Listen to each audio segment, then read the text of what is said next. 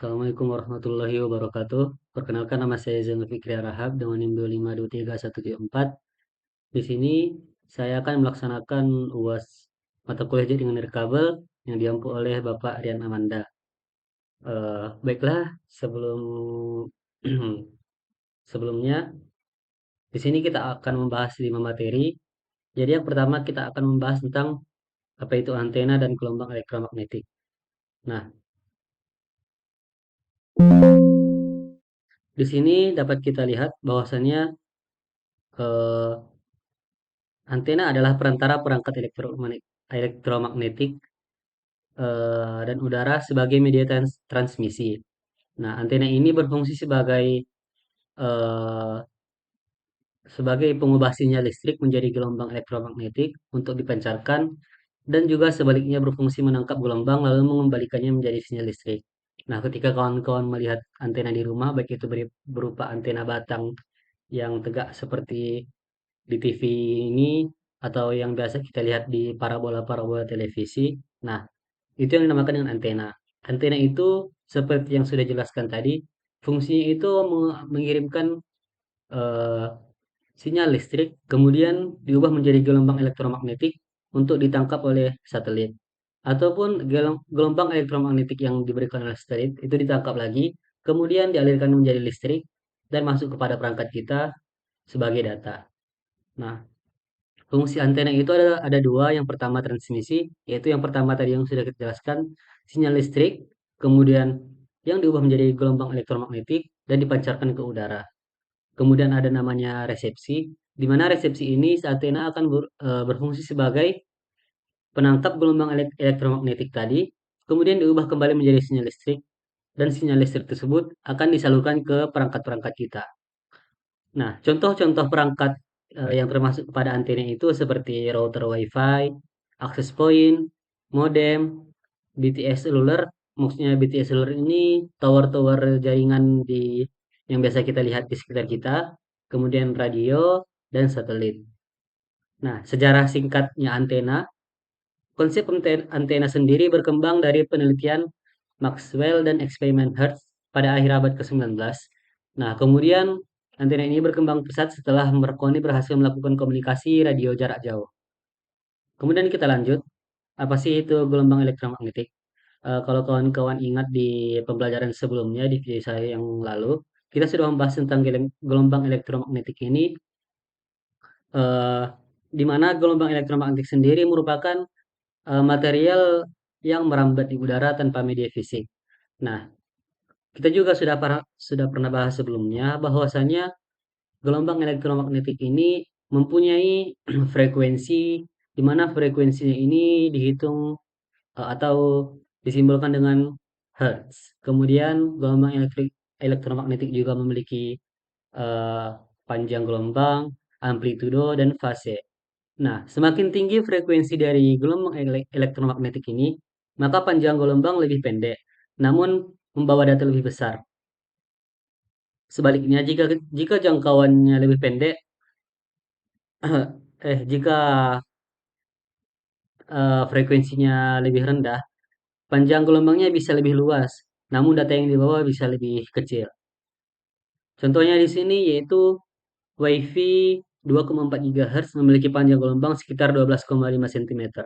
Di mana di panjang sekitar 12,5 cm ini, data yang diambil bisa lebih besar, namun ketika kita bergerak sedikit, koneksinya bisa terganggu. Dan bukan hanya dari segi jangkauan saja, nanti gelombang elektromagnetik yang sudah berbentuk jaringan ini bisa terhalang oleh dinding, gunung, pohon, dan lain sebagainya. Kemudian bagaimana cara kerja dan parameter penting antena? Nah, di sini proses dari antena ini bekerja sangat cepat dan terus-menerus selama komunikasi kita berlangsung. Nah, di sini ada 4 yang akan kita bahas. Yang pertama itu gain. Nah, apa sih itu gain? Gain ini berfungsi mengukur kemampuan antena dan memfokuskan energi ke arah tertentu. Semakin besar gain, jangkauannya semakin jauh, namun sudut pancaran semakin sempit. Nah, Gain ini kita umpamakan ada sebuah antena yang kita pancarkan dari gedung A ke gedung B. Jaraknya mungkin sekitar 1 kilo. Nah, gain ini kalau eh, kemampuan antena kita memfokuskan sudut pancarannya itu jauh dari satu gedung ke gedung lain, ke gedung A dari gedung A ke gedung B, maka pancarannya hanya lurus. Nah, tapi walaupun dia jauh, pancaran lurus ini hanya hanya berada di jalurnya saja. Itu yang dimaksud dengan pancarannya semakin sempit. Nah, kalau seandainya eh, antena yang kita gunakan itu bisa memancarkan ke segala arah, itu pancarannya bisa ditangkap dari arah manapun, namun ukurannya atau jarak pemakaiannya akan semakin sempit atau akan semakin dekat. Kemudian ada namanya bandwidth, di mana ini lebar sudut pancaran sinyal. Bandwidth ini mencakup area yang luas, namun sempit untuk koneksi point to point. Kemudian ada namanya polarisasi, di mana polarisasi sendiri gelombang elektromag arah medan listrik gelombang yang berupa vertikal, horizontal atau sirkular. Di mana polaritas ini pengirim dan penerima harus sama agar sinyalnya optimal.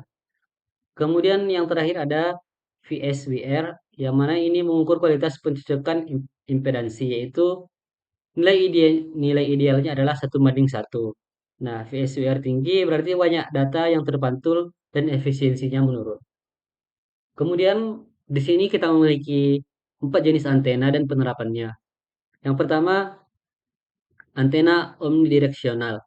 Antena omnidireksional ini merupakan salah satu antena yang pancarannya 360 derajat atau horizontal, di mana ini ideal untuk antena-antena seperti router dan access point yang melayani banyak pengguna. Jadi kalau kawan-kawan punya antena seperti router ini, dari arah manapun jaringannya akan tetap dapat. Kemudian ada namanya antena Yagi. Antena Yagi ini terdiri dari batang logam yang sejajar dengan gain tinggi. Kemudian umumnya digunakan untuk televisi, radio, dan komunikasi wireless lainnya. Kawan-kawan juga sepertinya sudah familiar dengan yang satu ini. Kemudian ada namanya antena parabola. Antena parabola ini merupakan reflektor piringan yang cekung dan memfokuskan sinyal, mampu menjangkau puluhan kilometer. Ini biasanya digunakan oleh ISP atau Internet Service Provider dan satelit. Contohnya seperti antena-antena Telkom dan jaringan-jaringan yang lain. Kemudian ada namanya antena sektoral, di mana pancaran sudut tertentunya yaitu berada di 60 derajat, 90 derajat, sampai 120 derajat. Antena yang satu ini banyak dipasang pada tower BTS untuk melayani area sektoral. Ini seperti tower-tower pemancar sinyal di daerah kita. Nah, teknologi modern MIMO 5G menggunakan sistem multiple input dan multiple output, yaitu penggunaan banyak antena sekaligus untuk meningkatkan kapasitas dan kecepatan data secara signifikan. Jika kawan-kawan hanya melihat satu antena yang bekerja biasanya, nah di teknologi modern ini ada namanya teknologi MIMO, yaitu multiple input dan output tadi, di mana antena yang digunakan itu bukan satu, tapi banyak. Satu antena di banyak antena sebagai pemancar dan banyak antena juga sebagai penerima. Di mana jika tadi kan datanya memantul, nah antena-antena yang lain itu akan menangkapnya lagi, kemudian diubah lagi datanya, diperkecil lagi, sehingga kecepatan datanya bisa meningkat secara signifikan. Nah, setelah kita membahas apa itu tentang antena, kita beralih ke internet satelit. Internet satelit ini merupakan teknologi komunikasi data yang menggunakan satelit di luar angkasa sebagai media penghubung antara pengguna di bumi dengan jaringan internet global, tanpa kabel dan tanpa batas geografis. Nah, konsep dasar dan cara kerjanya, data kita itu tidak dikirim lagi melalui kabel kawan-kawan. Karena biasanya kan yang kita lihat gelombang elektromagnetik ataupun jaringan kita itu maupun jaringan eh, HP televisi itu kan menggunakan kabel fiber optik. Sedangkan yang satu ini kita menggunakan satelit yang sudah berada di luar angkasa. Nah, yang tadi kita bahas bukan melalui kabel, Ini sama halnya, melainkan dikirim melalui gelombang elektromagnetik yang dipantulkan oleh satelit di orbit bumi. Nah, alur komunikasinya itu melibatkan 5 tahap utama, di mana ada pengguna, modem, antena, dan satelit. Kemudian ada yang terakhir gateway. Gateway ini berfungsi sebagai gerbang yang menerjemahkan data kita. Saat menerima data, proses berlangsung sebaliknya karena sinyal harus menempuh jarak sangat jauh hingga ke luar angkasa. Internet satelit ini memiliki karakteristik yang berbeda dibanding dengan internet fiber optik atau seluler.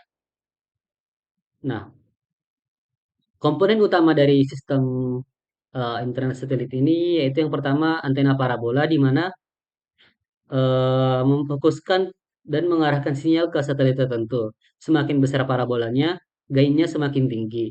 Kemudian ada namanya modem satelit, di mana ini kita mengubah data digital menjadi sinyal radio dan sebaliknya. Kemudian ada namanya transponder, yaitu ini berfungsi sebagai penerima sinyal uplink dari bumi, kemudian memperkuatnya, lalu memancarkannya kembali sebagai downlink. Kemudian yang terakhir ada namanya ground station, di mana ground station ini merupakan stasiun bumi dengan antena besar yang menghubungkan jaringan satelit dengan internet global.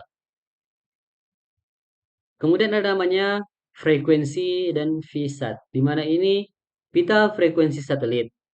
Yang pertama ada C-band, yaitu 4 sampai 8 GHz, yang di mana ini sangat stabil terhadap hujan dan antenanya sangat besar. Kemudian ada namanya Q-band, yaitu 12 sampai 18 GHz, antenanya lebih kecil dan banyak digunakan di VSAT ini. Kemudian ada namanya K-band, yaitu berkisar 26 sampai 40 GHz. Kecepatannya tinggi namun kekurangannya lumayan sensitif terhadap cuaca. VSAT sendiri merupakan Very Small Aperture Terminal, di mana adalah sistem komunikasi satelit dengan antena parabola kecil, seperti yang kita gunakan pada bank, ATM, kapal, dan daerah terpencil. Hmm. Apa sih kelebihan dan kekurangan dari teknologi modern jaringan satelit ini? Kelebihannya yaitu yang pertama kita bisa mencakup wilayah yang sangat luas, menjangkau daerah-daerah tanpa fiber optik, pemasangannya juga relatif cepat, dan cocok untuk area bencana dan cadangan jaringan. Kemudian kekurangannya, latensinya itu tinggi. Kemudian dipengaruhi juga oleh cuaca, baik itu hujan, dan yang pasti biayanya juga lebih mahal, baik itu dari perangkat dan perawatan. Nah, guna dari jaringan satelit ini, jika seandainya kawan-kawan pernah lihat Starlink yang dijual oleh Elon Musk, nah itu merupakan salah satu contoh dari jaringan satelit, di mana ketika bencana kemarin terjadi di daerah Sumatera, daerah-daerah yang terkena bencana kan tidak ada jaringan. Jadi Starlink ini bisa menangkap jaringan dari satelit, kemudian dipancarkan lagi ke pengguna di sekitarnya. Itulah salah satu contoh dari jaringan satelit ini. Kemudian kita beralih ke jaringan seluler. Apa sih itu jaringan seluler? Jaringan seluler ini merupakan sistem komunikasi nirkabel yang menghubungkan perangkat bergerak seperti smartphone, modem, dan IoT. Di mana ini juga melalui gelombang radio, wilayah cakupannya dibagi menjadi area-area kecil bernama sel, di mana masing-masing dilayani oleh Base Transceiver Station atau BTS. Ini adalah tower-tower yang kita lihat di kehidupan kita sehari-hari. Tower pemancar jaringan ya kawan-kawan. Nah, cara kerja dan struktur dari jaringan seluler yang satu ini, pertama prosesnya smartphone kita akan mengirim sinyal ke BTS tadi, kemudian dibawa ke core network, kemudian kita bisa mendapat internet. Nah, di sini ada 4 istilah yang harus kita ketahui. Yang pertama yaitu mobile station, di mana ini berupa smartphone, tablet, modem, dan perangkat IoT yang dilengkapi SIM card sebagai identitas pelanggan. Kemudian ada namanya MSC, yaitu pusat pengaturan panggilan telepon, routing komunikasi, dan penghubung antar operator. Kemudian yang ketiga ada BTS dan BSC. BTS di sini bertugas memancarkan dan menerima sinyal radio, sedangkan BSC ini mengatur beberapa BTS sekaligus serta mengelola handover. Dan yang terakhir ada namanya core network, di mana core network ini merupakan pusat utama jaringan mulai dari routing data, autentikasi pengguna, billing, dan pengelola layanan. Konsep sel dan frekuensi. Konsep sel ini merupakan ukuran-ukuran dari sel yang dimiliki oleh jaringan seluler. Yang pertama ada namanya makrosel, yaitu cakupan yang areanya luas seperti pedesaan.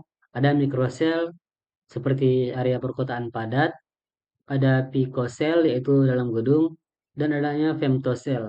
Ini lebih kecil lagi berupa rumah atau kantor kecil. Nah, pita frekuensinya yang pertama itu 700 sampai 900 eh, megahertz, di mana jangkauannya jauh dan penetrasi bangunan naik baik. Kemudian ada yang kedua yaitu 1800 sampai 2600 megahertz, di mana ini kecepatannya lebih tinggi dan kapasitasnya lebih besar. Nah, evolusi generasi jaringan seluler. Evolusi pertamanya itu untuk analog jaringan seluler pertama itu merupakan suara analog keamanan rendah, di mana ini hanya bisa mengirimkan suara kita saja, namun tidak selancar sekarang. Kemudian ada generasi kedua, di mana di generasi ini bukan cuma suara saja yang bisa dikirim, namun SMS juga sudah bisa. Namun kecepatan datanya masih rendah. Kemudian di generasi ketiga ini kita sudah bisa melakukan video call, internet mobile, dan lain-lain.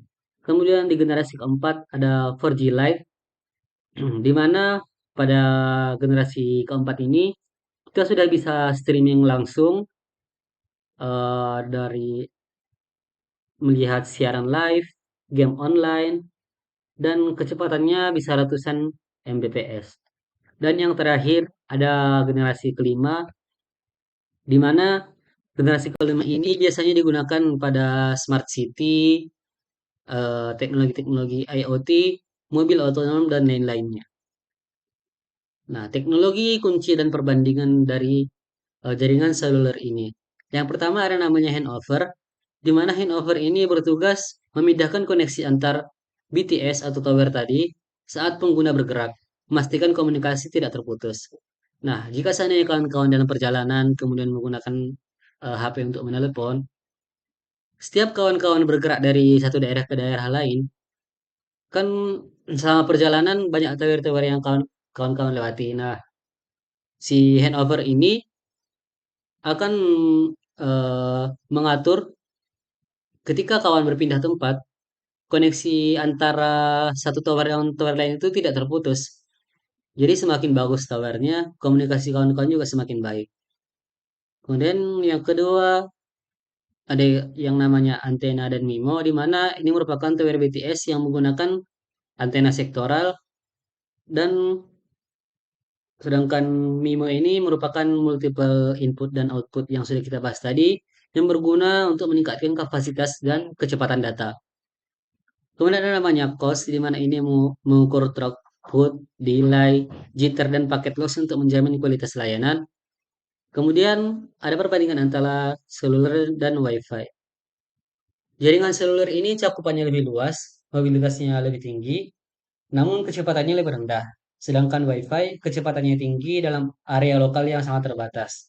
Karena jika kita bergerak dari arah WiFi tersebut, kecepatan jaringan kita akan berkurang. Apa sih kekurangan dari jaringan seluler ini?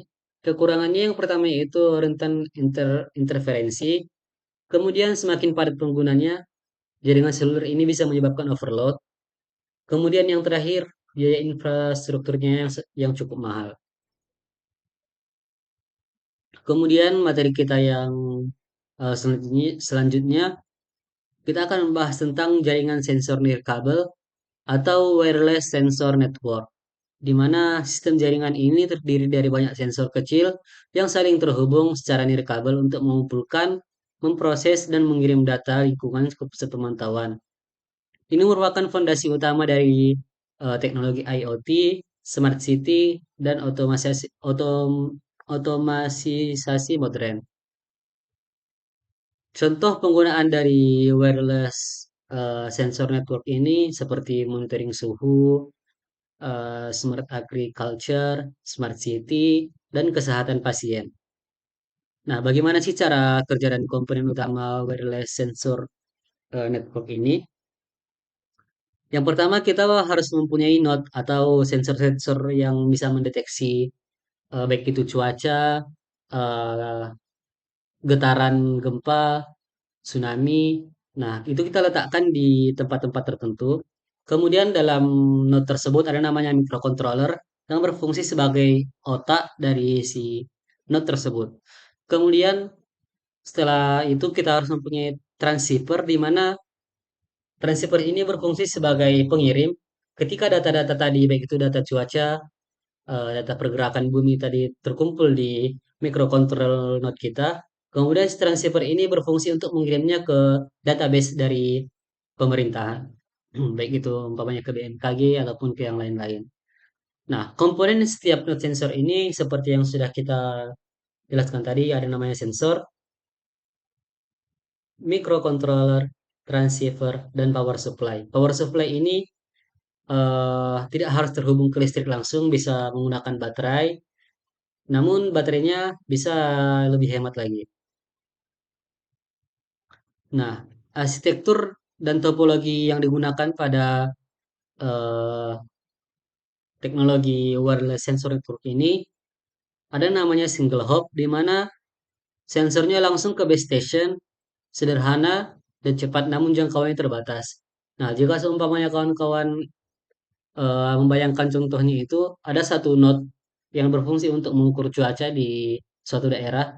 Nah, node tersebut langsung terhubung ke database pemerintah. Itulah single hop. Kemudian ada namanya multi hop. Multi hop ini data melewati beberapa node terlebih dahulu, jangkauannya luas dan hemat daya, dan routingnya lebih kompleks. Nah, ini contohnya jika seandainya kita mempunyai node lebih banyak, kemudian diletakkan di antara, umpamanya jika single hop tadi itu memakai satu node untuk satu kota, multi hop ini kita menggunakan umpamanya 10 atau 20 node dalam satu kota yang berfungsi sebagai eh, pengirim data cuaca harian. Nah, node-node ini tidak langsung terhubung ke database secara langsung, namun dari satu node ke node A, B, C, D, dan seterusnya dikirimkan satu-satu sampai akhirnya terhubung ke database. Apa sih gunanya multi hop ini? Nah, multi hop ini yang pertama lebih fleksibel. Jika seandainya satu node rusak atau baterainya habis, datanya tidak langsung hilang dalam satu hari karena node yang lain masih ada untuk membackup datanya.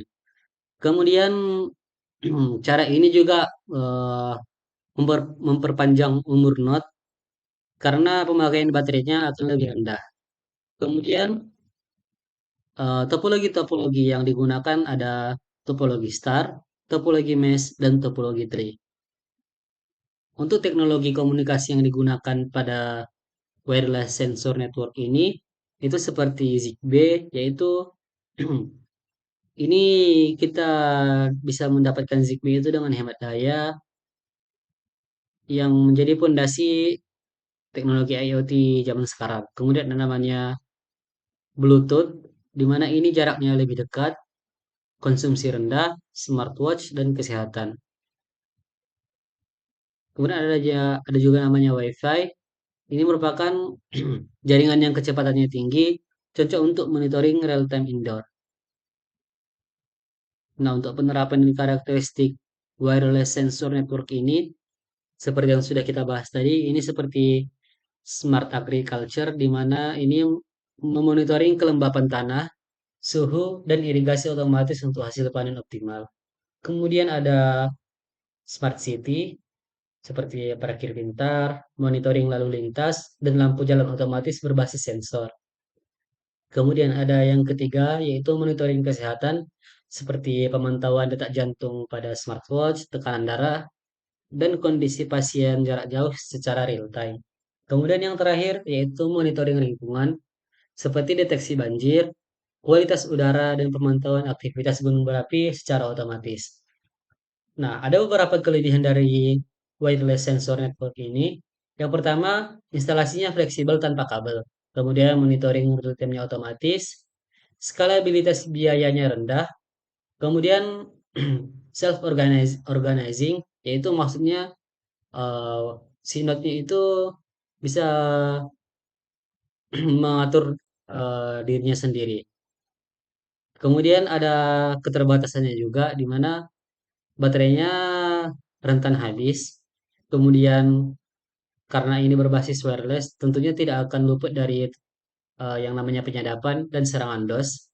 Kemudian kapasitas datanya juga kecil, serta gangguan sinyal di lingkungan yang ekstrim. Nah, ini merupakan contoh WSN atau Wireless Sensor Network dan IoT pada masa depan, seperti mengumpulkan data lingkungan secara kontinu, proses data di dekat lebih cepat dan hemat bandwidth, sensor AI, dan lain-lain. Nah, setelah kita tadi membahas jaringan seluler, internet satelit, wireless sensor network, dan antena. Sekarang yang terakhir kita membahas tentang mobile ad hoc network atau jaringan ad hoc. Jaringan nirkabel yang terbentuk langsung antar perangkat tanpa access point, router atau infrastruktur pusat. Nah, apa sih itu jaringan ad hoc? Agar lebih simpel, biasanya kan kalau kita ingin terhubung ke jaringan, kita membutuhkan yang namanya pemancar. Pemancar ini bisa berupa access point ataupun router. Nah, di jaringan ad hoc ini kita tidak membutuhkan keduanya. Namun kita hanya membutuhkan antara satu perangkat ke perangkat lain. Seperti yang sudah kita jelaskan tadi, dari node A, node B ke node C. Jadi jaringan ad hoc dengan wireless sensor network itu lumayan mirip. Apa sih kelebihan apa sih itu jaringan ad hoc? Jaringan ad hoc merupakan komunikasi peer-to-peer yang mandiri. Berbeda dengan jaringan WiFi yang biasa, di mana jaringan itu bergantung pada access point. Sementara jaringan ad hoc memungkinkan perangkat langsung saling terhubung secara desentralisasi tanpa server pusat, tanpa router utama maupun kabel. Nah, konsep utamanya, jika node A tidak dapat menjangkau node C secara langsung, maka data diteruskan melalui node B terlebih dahulu sebagai perantara. Ini memungkinkan jaringan tetap berjalan di area yang sangat luas. Nah, desentralisasinya tidak ada tidak ada titik pusat kegagalan, kemudian ada self organizing di mana jalur terbentuk otomatis tanpa konfigurasi manual. Kemudian ada namanya multi hop yang sudah kita bahas juga tadi, di mana data melewati beberapa node terlebih dahulu sampai ke tujuan. Karakteristik dan cara kerja dari jaringan ad hoc ini, yang pertama kita menggunakan eh, topologi dinamis, di mana node ini bebas masuk, keluar, atau berpindah posisi. Topologi juga bisa berubah secara real time mengikuti pergerakan kita. Kemudian yang kedua, jaringan ad hoc ini tanpa infrastruktur yang tetap, di mana jaringannya terbentuk kapan saja, di mana saja tanpa tower, kabel maupun access point. Kemudian ada routing otomatis, di mana protokol routing ad hoc menentukan jalur pengiriman data secara otomatis, bahkan saat jalur berubah sewaktu-waktu. Kemudian yang terakhir, efisiensi energi, di mana mayoritas perangkat bertenaga baterai, sehingga konsumsi daya menjadi pertimbangan utama dalam desain jaringan. Jenis-jenis jaringan ad hoc. Yang pertama ada MANET, yaitu Mobile Ad Hoc Network, di mana ini merupakan jaringan perangkat bergerak seperti smartphone, laptop, tablet dengan mobilitas tinggi dan topologi yang cepat berubah. Banyak digunakan untuk komunikasi militer dan tim penyelamat. Kemudian ada VANET, yaitu Vehicular Ad Hoc Network, di mana ini jaringan antar kendaraan untuk bertukar informasi lalu lintas, kecelakaan, dan kecepatan secara real time. Fondasi utama teknologi smart transportation sekarang. Kemudian ada VANET, ini merupakan Flying Ad Hoc Network, di mana ini merupakan jaringan antar drone untuk memonitoring area, pemetaan udara, keperluan militer, di mana topologinya sangat dinamis karena kecepatan gerak drone. Kemudian yang terakhir ada yaitu wireless mesh, di mana ini node-nya saling terhubung membentuk jalur alternatif komunikasi lebih stabil fault toleran, dan memiliki cakupan area yang lebih luas. Nah, untuk metode eh, protokol routing ad hoc ini, kita memiliki yang pertama DSDV atau OLSR, di mana ini selalu menyimpan tabel routing terbaru, jalur cepat tersedia, namun overheadnya tinggi. Yang kedua ada eh, reaktif, di mana jalurnya dicari hanya saat dibutuhkan, hemat bandwidth, namun delaynya lebih besar. Penerapan nyata dari ad hoc ini seperti di militer, komunikasi antar pasukan atau tim, kemudian ada smart vehicle atau IoT, di mana di sini kendaraan bisa bertukar data lalu lintas, sensor IoT saling meluruskan data tanpa internet. Kemudian seperti event sementara juga, seminar, konser, atau area terpencil yang tidak memiliki infrastruktur jaringan. Untuk contoh dari ad hoc ini sendiri, itu seperti aplikasi ShareIt yang sudah kita gunakan mungkin dahulu, di mana aplikasi ShareIt ini tidak membutuhkan jaringan internet. Jadi dari satu HP ke HP yang lain, eh, si ShareIt ini berfungsi sebagai metode ad hoc dari satu node ke node yang lain, di mana datanya bisa langsung kita kirim tanpa jalur internet tadi. Nah, kesimpulan dari pembelajaran kita pada hari ini, sekarang kita sudah membahas 5 materi, mulai dari antena, di mana antena itu banyak macamnya. Ada yang antena omnidireksional, yang bisa mencakup 360 derajat. Ada antena batang, antena parabola, dan antena sektoral. Di mana semuanya memiliki kelebihan masing-masing.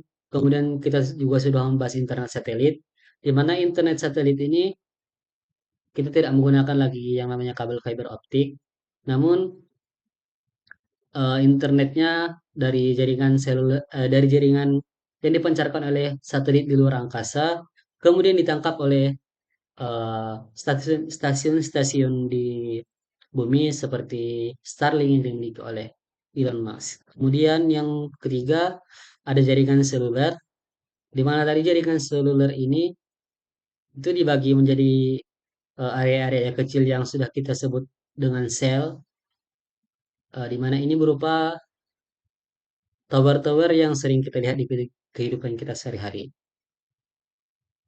Kemudian yang keempat ada jaringan sensor nirkabel atau wireless sensor network, di mana teknologi ini berfungsi sebagai eh, teknologi yang bisa monitoring suhu, smart city yang menggunakan node-node kecil, di mana tersebut memiliki sensor detektif, microcontroller sebagai otak, kemudian transceiver sebagai pengirim, dan ada database stasiun yang berfungsi mengumpulkan data.